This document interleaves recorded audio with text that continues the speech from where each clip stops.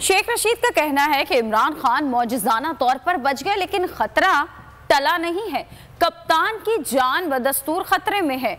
Hamood Rahman commission की report मिल सकती है तो अरशद शरीफ की पोस्टमार्टम क्यों नहीं मिल सकती?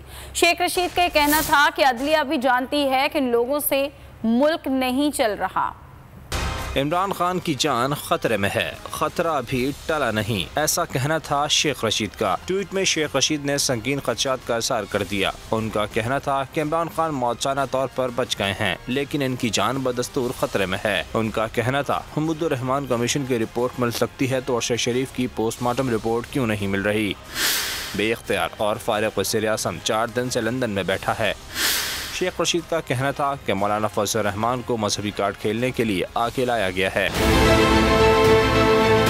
बहुत अच्छी कवरेज की है, ये मार्च की तो जबरदस्त कवरेज थी, बॉल की प्रॉब्लम सबसे बेस्ट थी। सबसे ज्यादा रील्स और सबसे ज्यादा रेटिंग के साथ बोल रहा नंबर 1। सब्सक्राइब करें और बेल दबाएं ताकि कोई खबर रह न जाए।